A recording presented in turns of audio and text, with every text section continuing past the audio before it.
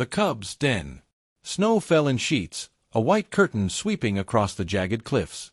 The mountain's breath howled through the narrow caves of the Stonefur clan, rattling the icy stalactites that hung like teeth above their lair. Within, shadows stirred.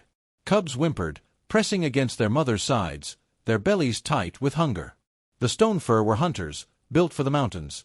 Heavy fur, shoulders like boulders, fangs that could tear the neck of a cliff stag in a single snap. But even predators starved when the world turned against them. The stags had fled south weeks ago, the hares dug too deep for claws to reach, and the rivers had frozen thick. A council of elders crouched near the lair's mouth, where the wind cut like knives. Their growls carried through the den. "They grow weaker," rumbled Brack, the eldest. His muzzle bore scars of a dozen winters, his mane gray with frost. "If the cubs cannot endure, we march south. We abandon the den." "To march is death," snarled a mother. "The snow will swallow them whole before the second valley." "And yet to stay is slower death," Brack answered. His eyes swept toward the cubs huddled in the dark, thin and trembling. "We are predators, not carrion. The strong must decide." The cubs listened, wide-eyed. Their names were Kir and Lura, siblings born in the same thaw. Their mother pressed them close, but the words had already sunk into their bones: death in the den or death on the march. But it was not death that pulled their attention. It was scent. Kir's nose twitched. A strange tang carried on the wind that seeped through the cracks in the stone, rich, savory, and sharp with smoke. His stomach clenched with sudden yearning. "Do you smell it?" he whispered to Lura. She nodded, her ears pricking. Meat. Cooked meat. They had heard tales whispered like curses by the fireless, of the strange ones who walked on two legs, hairless, fragile, yet dangerous. Humans, the elders called them. They were said to bring light that burned without dying, to shape stone into edges sharper than teeth. The clan taught the cubs to fear them, to stay hidden when their scent crossed the wind. But hunger dulls fear. That night, while the clan slept, Kir nudged his sister. "Come. Just to see." Lura hesitated, glancing toward their mother's sleeping form. But the smell was stronger now, winding through her like a hook. She followed. The cubs crept out of the den, paws sinking deep in the snow. The storm bit their faces, but ahead, down in the valley, they saw it, aglow against the dark. The human campfire. It was nothing like the cold gleam of moon on snow. This light moved. It licked upward in colors of orange and gold, alive and warm. Shadows of the humans danced around it, tall and strange, their voices rising in rhythmic sounds the cubs could not understand. Kir's jaws parted, drool freezing at the corner of his lips. On flat stones near the fire, slabs of meat sizzled. The smell was maddening. "They will kill us if we go closer," Lura whispered. "Then why do they not hunt us already?" Kir whispered back. His eyes shone with a wild idea. "Maybe the stories are wrong." They crept closer, bellies low in the snow. A twig snapped under Kir's paw, and one of the humans turned. The cubs froze, breath trapped in their throats. The human was smaller than the others, face pale and round, hair the color of dried grass. Instead of reaching for a weapon, the human lifted something from the fire, a strip of meat, and held it out, hand steady in the flickering light. The cubs stared, hearts hammering. The smell hit them like a blow. Lura whimpered. "It is a trick. It must be." But the human did not advance. They simply waited, palm open, meat dangling just within reach. Behind the child, others watched. Their faces were unreadable, their eyes glinting with something the cubs could not name. Not hunger. Not fear. Something else. Kir stepped forward. Just one pace. The fire's warmth licked his fur. He had never felt such heat, not even curled in his mother's embrace. He could not stop. His jaws closed around the meat. Salt, fat, smoke, life. The humans did not strike. They only murmured softly, their voices low and strange, as if soothing. Lura, trembling, edged closer too. She expected claws, blades, fury. Instead, another piece of meat was offered, smaller, but enough. They ate. They stayed. And as the fire popped and cracked, the cubs felt the warmth seeping deeper, not just into their bellies but into their bones. For the first time in memory, they were not cold. Above them, sparks drifted into the black sky like stars set free. The cubs did not know it yet, but in that moment, they had already begun to choose. Firelight lessons. The cubs did not run. Hunger bound them to the fire, but curiosity held them still. Every flicker of flame seemed alive, bending and stretching, crackling with a voice of its own. Lair crouched low, her claws dug into the snow. "We should go back. Mother will wake and—" Campfire ignored her. His eyes were fixed on the humans. There were 4 of them, 3 taller, broad-shouldered figures, and the smaller one who had first offered meat. They wore hides stitched with strange precision, not the rough pelts of beasts, but garments fitted to their shapes. Metal glinted at their belts, catching the firelight. And always, they sat close to the flame as though it were no danger at all. The smaller human laughed softly. The sound startled the cubs, not a growl, not a warning, but something light, almost like play. They broke another strip of meat and tossed it just short of the cub's paws. Campfire pounced before Lair could hiss a warning. He tore into the scrap, warmth spreading through him. The older humans murmured in low voices. They did not sound angry. Instead, they passed food to the child, who seemed to be their speaker. Another piece was thrown, closer this time. Lair resisted for as long as she could. But the smell— her belly twisted painfully. She snatched the offering and backed away. The humans chuckled again, their faces softened in ways the cubs could not read. Campfire tilted his head. These strange ones had no fangs, no claws. Their bodies looked fragile. And yet, when one reached into the fire with a stick, lifting a branch alight with flame, Campfire's heart lurched with fear. Fire clung to the wood like a living predator, but the human wielded it as though it obeyed. The branch was set back into the pit, sparks spiraling into the night. Lair whispered, awestruck, "They command it." Campfire nodded slowly. "They are not like us." The humans seemed intent on showing more. One took a flat stone, scraped something against it until sparks leapt, catching on dry grass. The fire grew, fed like a cub at its mother's teat. The cub's eyes widened. To create fire from nothing, this was sorcery beyond any elder's tale. Then came the strangest act. The humans tossed sticks into the flames, one after another. They gestured for the cubs to watch. Lair flinched when one stick caught fire, but the humans laughed again and pointed, urging the cubs to try. Campfire hesitated, pawing at a fallen branch. He dragged it forward, inch by inch, until it touched the edge of the flames. Fire leapt onto it. He yelped, dropping it into the snow, where it hissed and died. The humans clapped their hands together, a sound sharp but approving. Lair's fur bristled. "They play with danger. Are they mad?" But Campfire was trembling with exhilaration. "No. They are teaching us." The humans shared more scraps of food, never rushing, never striking. The smaller one crawled a little nearer, holding out an empty hand. The cubs leaned forward, sniffing. The scent was odd, not predator, not prey. Something entirely different. Lair pulled back, unnerved.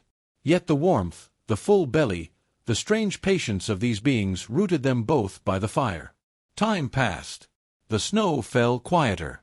The storm above seemed to hush, as if listening. And then came the roar. It shattered the fragile peace, echoing down the valley like thunder. The cubs flinched, for spiking. They knew that voice, deep, commanding, furious. Elder Brack. Through the dark he came, a shadow of muscle and fury. His eyes blazed as they fixed on the cubs huddled near the fire. His teeth bared, not at the humans, but at his own kin. "Traitors!" he thundered. His voice carried over the crackle of flame. "You share warmth with prey." The cubs whimpered, caught between the elder's wrath and the human's steady watchfulness. Brack's claws carved furrows in the snow as he advanced. The humans rose as one. Torches flared in their hands. They did not flee. They stood their ground, the fire casting them as giants. For the first time in their lives, Campfire and Lair saw something more terrifying than an elder's fury, humans unafraid. The fire roared higher between the two worlds. The cubs stood frozen at the line, hearts pounding, as the night itself seemed to hold its breath. Clash of instincts. Elder Brack's roar rattled the valley, a sound born from hunger and authority.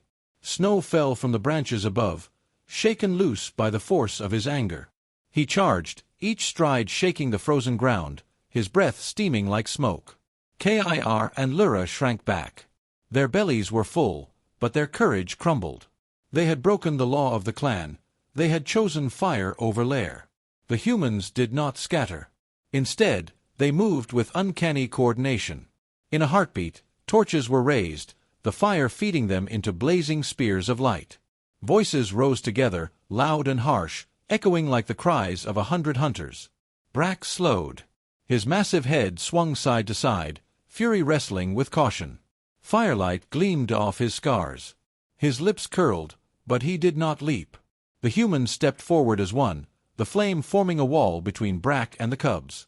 Their eyes never left him. They did not attack, but they did not retreat either. Kir trembled. Never in his short life had he seen anything stand against an elder without fear. The clan taught that humans were weak, yet here they were, small, hairless, fragile, holding back Brack himself. The standoff broke when the smallest human, the child, hurled a burning brand into the snow at Brack's paws. It hissed, flames licking toward him. Brack snarled and recoiled. Pride stung as if the fire had bitten him.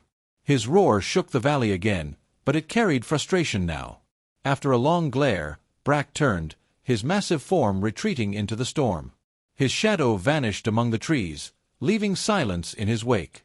Kir's legs gave way. He collapsed in the snow, chest heaving. Lair pressed close, her heart hammering. The humans lowered their torches. Their shoulders eased. One bent to the cubs, murmuring something in that strange language.